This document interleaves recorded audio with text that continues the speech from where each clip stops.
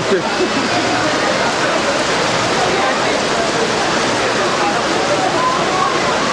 for those of you who just joined us, welcome. This is an exclusive behind-the-scenes look at how we make movies and television shows. You're going to see how 101 Dalmatians was made. Also, Mortal Kombat Conquest in Pittsburgh, USA.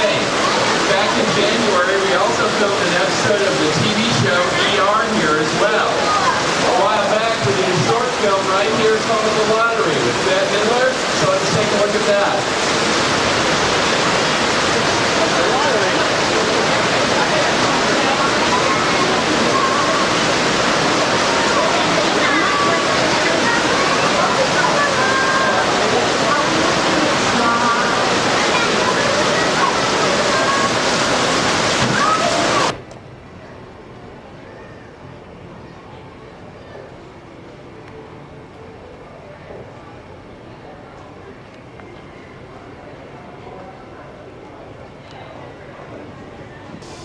So it's going to look a lot different when we get on the set. This is the City of Shoes Inn, the primary set for the 22 episodes that were filmed here.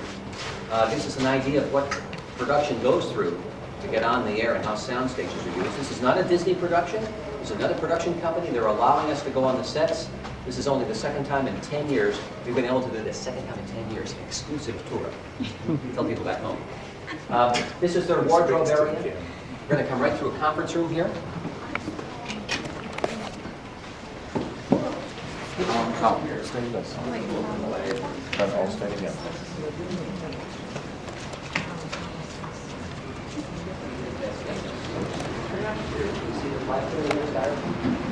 Come and touch these walls. Styrofoam. It's got a thin layer of stucco on it. That's how the sets are built for this primarily. All the carving work you see in there, all the stones and statues will be in styrofoam. Now, I wanted you to touch a piece in here. You know why? Can't touch. When we go inside, please don't touch anything. It's very important. But here's another first. You can take pictures, all that you like. That's unheard of here. Ignore these red signs when we come in. We're going to the ancient city of Shoes Inn in China.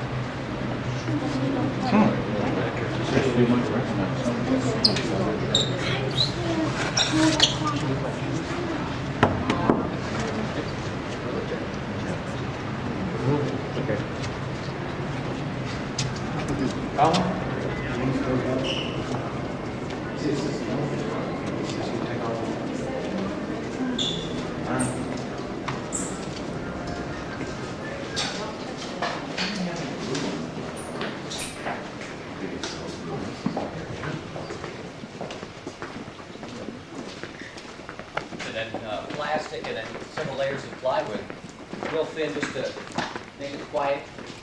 Then you just paint it to match whatever the set calls for. This is black because this is where we do Wheel of Fortune from Walt Disney World on this stage. Also, we were standing is where Tom Hanks shot From the Earth to the Moon 2 years ago. Anthony Hopkins and Cuba Gooding Jr. last year for Instinct. The Mickey Mouse Club. So a lot's been done here on our stage. Now the City of Shoes Inn. Not much to see from this angle. We'll go in just a second. This is a soundproof room, a sound stage. Has anybody been on one before, like to a TV show or filming or taping? It's been, you know, so we came through double doors there. There's a corridor behind us, then the outside. There's a double roof overhead. So if an airplane flies overhead when you're filming, it doesn't interrupt the shot. Ruin it. Also, the ceiling of a soundstage is called the grid. We have the best in the industry. They cover the entire ceiling. The gaffer and best boy worked up there, hanging lights with all the electricians. Lighting is why you want to shoot inside. You never worry about the weather like the rain. And also create the atmosphere you need with lights. So instantly daytime, nighttime, indoors, outdoors. Can't do that on location. Mortal Kombat.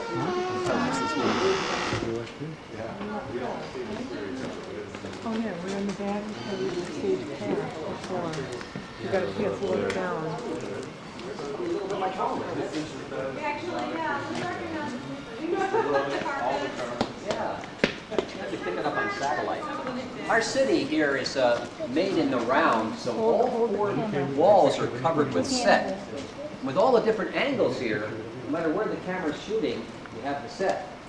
And you can recreate different scenes and make new locations out of what already exists. That way, you're not constantly building sets.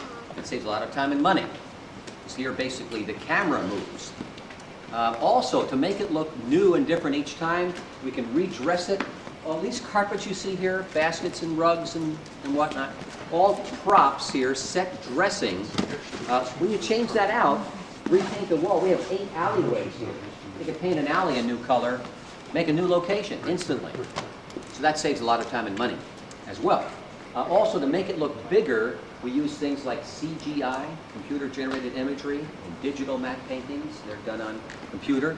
So you can start with a computer view of the whole city, and come down for a close-up, and you're right here on the stage floor. You notice how different this floor looks than the other one out there? It's the same floor, plywood, but painted to look kind of like marble, some stonework around here. So a very versatile set for us. Also, this is much taller than most sets would be for movies or a TV show, but that gives the director even more camera angles to choose from. Only one problem we have here, and you're standing right in the perfect position to play our actor. Can you do that? What's your name? Sarah. Sarah's going to be our star, ladies and gentlemen. We're going to be the directors. You ever see a director do this? To frame a shot? They actually do that. So everybody do that. We framed Sarah. Now hold your arms out, though. If you bring them close to you, you'll see more of the set gets in the picture. But the problem is above her head, there's a big gap there.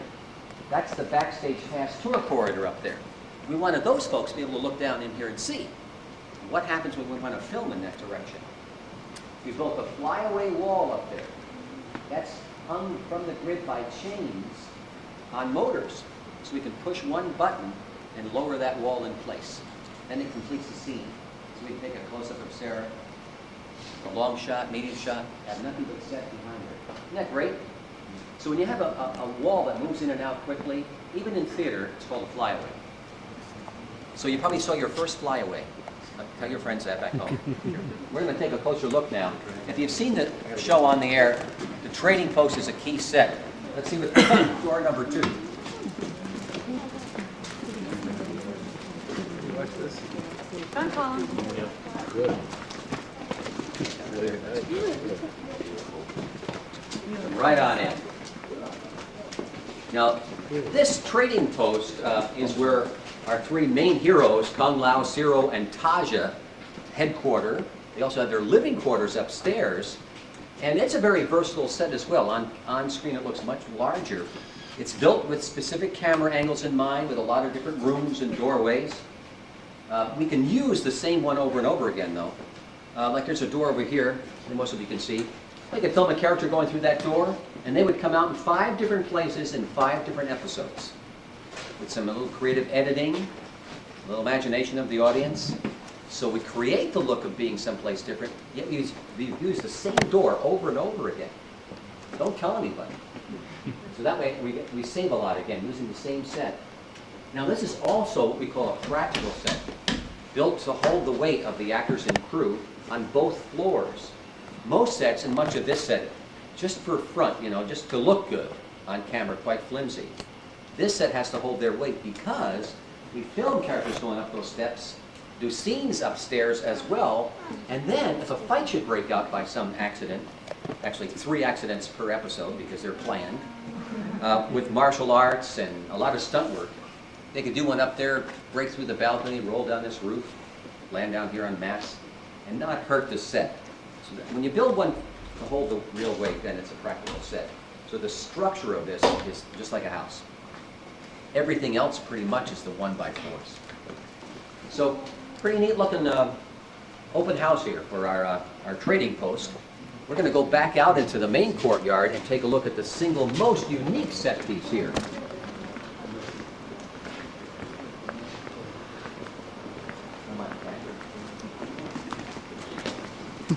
I'm a star. I want a copy of this. Come right up here. Now, this we cleverly call our centerpiece because it's in the center of the room, but also because it's a marvel of design. The person in charge of designing sets is called a production designer. His name for this show is Orvis Rigsby, and the art director is Mark Garner. They work together to create one set that would be many sets, and I'll show you how that works. right here is a seam. Can you see that crack there? That goes right through the whole set, this piece. So both sides open up. In fact, they're on wheels.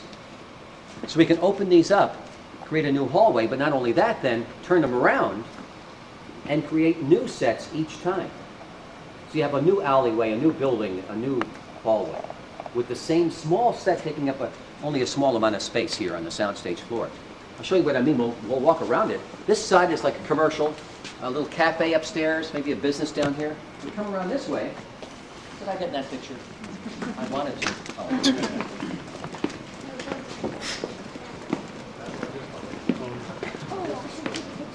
See now this side, how different this looks?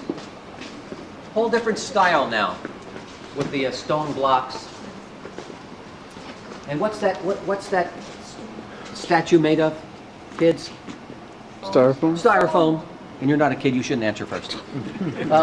So we can have a character though, these steps are real, go up to this building, go inside, and then through some editing come out in 100 different places. And also, if we're inside filming out, because this moves, then the view from the doors and windows through them would be different each time. So again, you've created a new location in the city of Shuzhen, and you're using the same building every time. Come around here. Yes? Are the statues made out of styrofoam so some of the characters can break through them? Not at all. No, you know what? Just because it's cheap and looks like the real thing. But they would never crash against even the walls because then it would wreck them and also kind of give it away. So when they throw each other, they always land on the floor or against barrels or props, not the walls. How long does it take to build a set like this? 8 weeks. Whoa, pretty amazing. Designing it is a whole other thing, you know. Here's another face over here. You come right down over here. Right down here, guys. Right around this way. We look back and here's another front to it. Purple. More statues. Maybe that's a part of a little temple or something. See how different that looks? Yeah. Now, of course, the camera would never do what we just did. Circle this whole thing. That would give away, see? You're just talking about close-up shots against each side of it. And then you can turn and twist it while you keep on creating a new look each time. And of course, the camera would never tilt up if you see that we're inside or inside. Now, this set is our bazaar.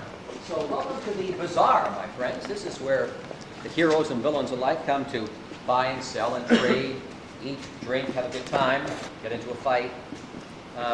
Looks real quiet right now, empty. But it becomes very busy when we add the actors, a couple of dozen extras, the right lighting, fog effects, and some live animals. Then we have a bustling marketplace. Also something you'll never see on screen is a shot of Kung Lao walking from the bazaar, taking 10 steps over to the trading post. Because that's on the other side of town. So the camera's not going to follow someone around the set. Now, we have a trap door here, so we've had characters drop through here to have to disappear, you know. Puff of smoke, they're gone. Go through the trap door, they reappear in the cobalt mines of Outworld or Shao Kahn's throne room. We built those sets over on stage 3. They've been taken down now, but we have Shao Kahn's throne hanging from the grid right over there for you to take a look at. That's made of wood and foam as well. Did a lot of scenes with that on stage 3. Pretty amazing. Come over a little bit more to your left.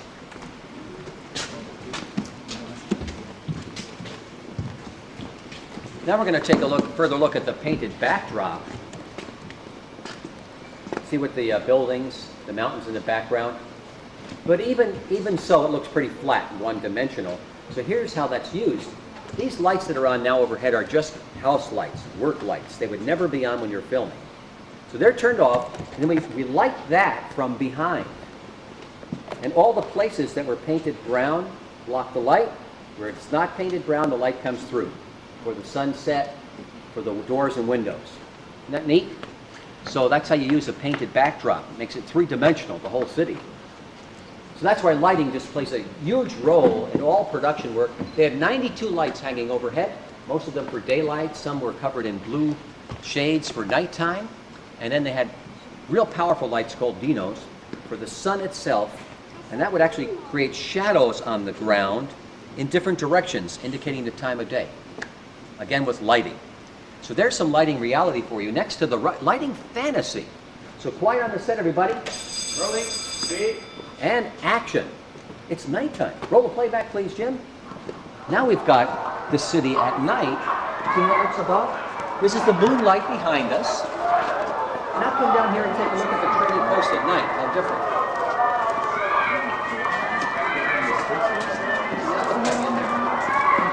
Much more texture, feeling, that's more like the show lights would be when you're filming in there. To give it that glow, we put flicker mechanisms on the electric lights. And cut! Back to house lights. So you see, that's why you want to film inside. Also, the schedule is interesting. 7 12-hour days for each episode. And that's 2 film crews working at once. For each of those fight sequences, it took 12 hours to film, and you end up with a 2-minute piece. Plus rehearsal days, so a lot of production time. So you can't wait for the sun to go down or wait for the fog to roll in or leave. So about 80% of what you see on TV or in the movies is shot on a soundstage. Is this series still in production, or is it no more? It's no more. We're waiting to hear if there'll be a second season. So far, no word. So if we got another contract from another production company, we would take these sets down. The sad thing is they come down in about 3 days. They just come in and just pull them apart. Recycle the wood and everything else gets junked. Now, when you hear the big budget movies, you talk about the size of the soundstage and how massive, like Star Wars or whatever. How much bigger is that compared to this? That's a good question. This is 12,500 feet, and the big ones are about 40 or 50,000. Wow. So you got a room 4 times this size. Star Wars, Superman.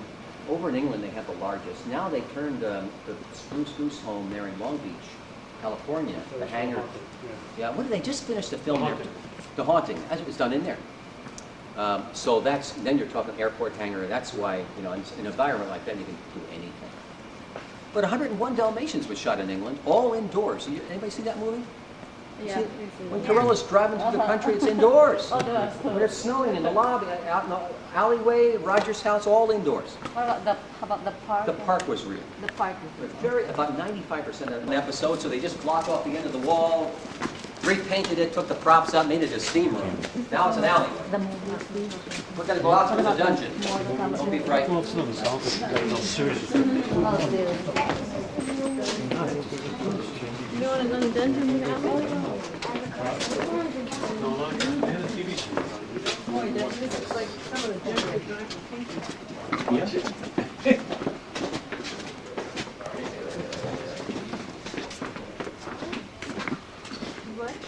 Our artists come through, hair, dressing, makeup there, some dressing rooms. They can also go directly onto the sets. That's stage 2 there. That's about 7,500 feet. And we're going to shoot a commercial on our Delta L-1011 airplane we have here at the studios. We use it for Passenger 57, the movie. We're going to do a commercial for Cold Ease. You ever hear of Cold Ease? You will. We hope. So another company's, rented our place here in our props, and we're going to shoot in there. We finished Pittsburgh, USA for Animal Planet. And we're doing another new show here for Jim Henson. It's called Donna's Day. It's for kids and crafts and parenting. It's been on PBS for 2 years. It's going to the new Odyssey channel. We'll be taping that next week. So we've got a bunch of new things happening. When a director is filming, they're on the set. When they're taping a show, the director's in the control room. So that's the control room. Wow.